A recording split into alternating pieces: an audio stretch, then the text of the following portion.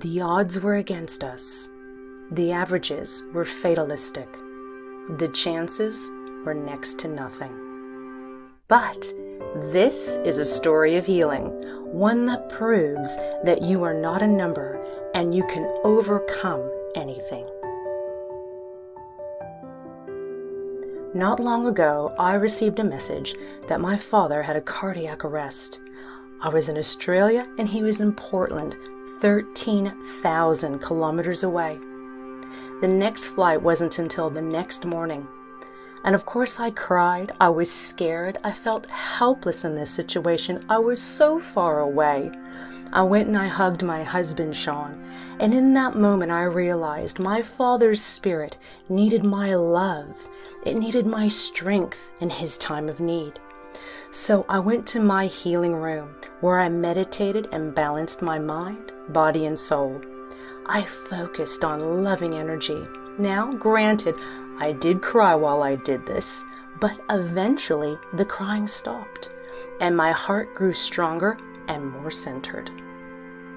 In every moment I could, I focused on my dad's spirit, and I thought with all of my heart, the medical team is taking care of your body. I'm here for your spirit. Hear me, Father. Feel my love. Now, I kept this connection with my father intact.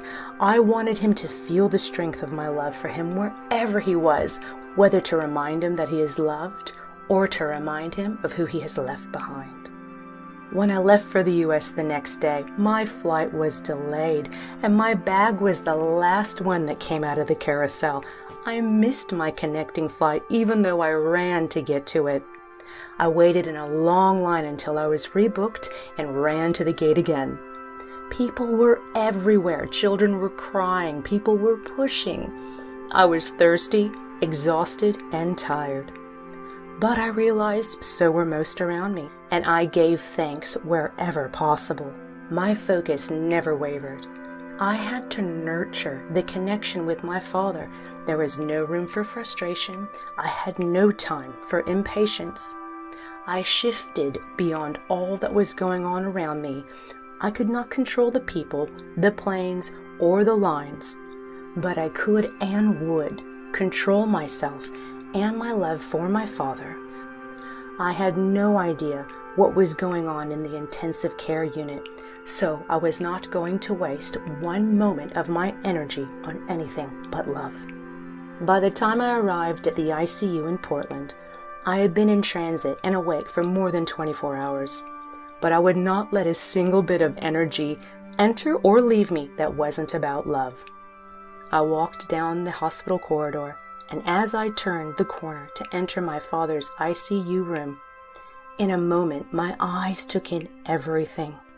He was unconscious and on full life support. Tubes were everywhere. My mother was curled up to his side, and I could feel the fear and sadness in that room. And I slowly blinked, and in that millisecond, my focus did a miraculous thing. When my eyes reopened, the entire scene changed. My dad's body was working so hard to house his spirit. Every single machine and tube was giving him another chance to heal. Every beep, every alarm that was alerting staff to check on him, each nurse, doctor, assistant giving their precious time to help my precious father.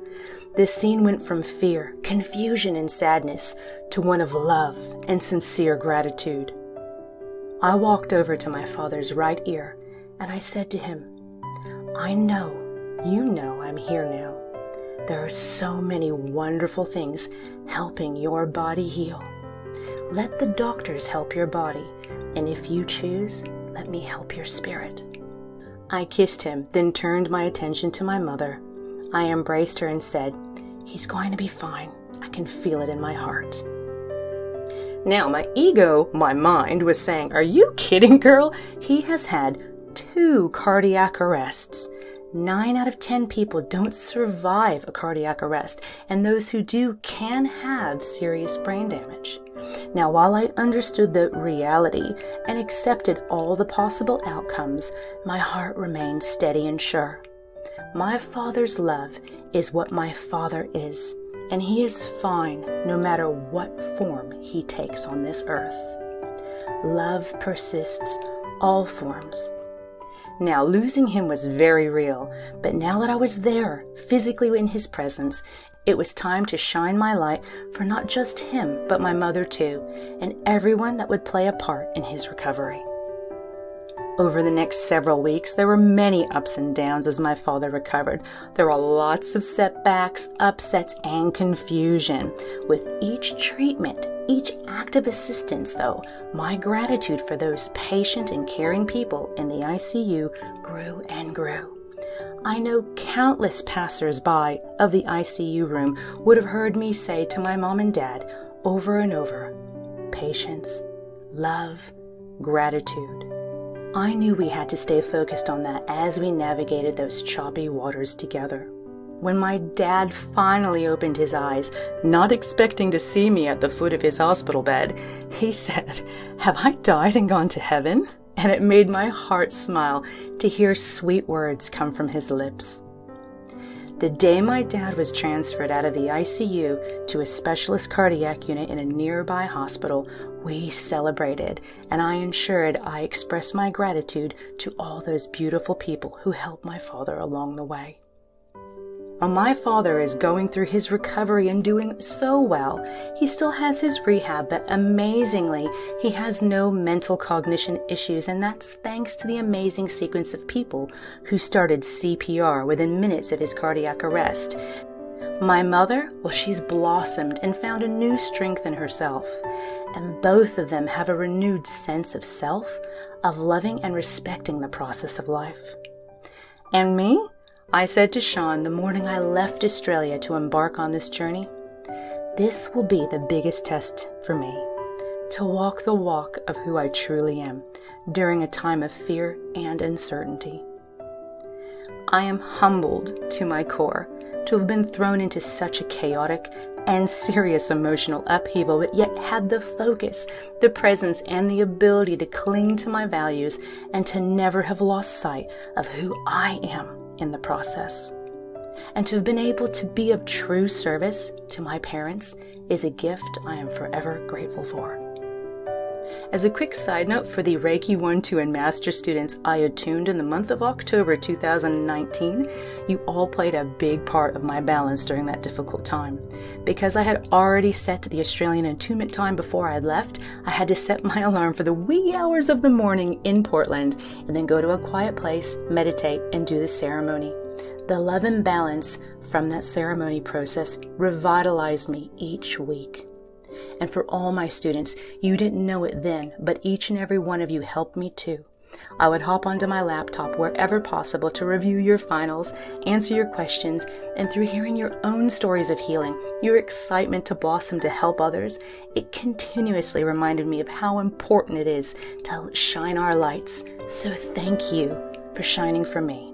My commitment and love for your journey never wavered because I could feel your commitment and love in return, and I thank all of you from the bottom of my heart for that. Now, despite his heart stopping 2 separate times, my father beat the odds. He did not become the average. He isn't a number, and neither are you. If you take anything from this story I've shared, it's that I want to remind you that statistical facts are helpful for reference. It helps us understand where we stand in situations like this, but do not confuse statistics or averages with your existence. We are unique and we can overcome the odds because odds are not who we are individually. I shared this story with you because what I actually want to do is teach you exactly what I did when I helped my father's spirit while I was 13,000 kilometers away in Australia.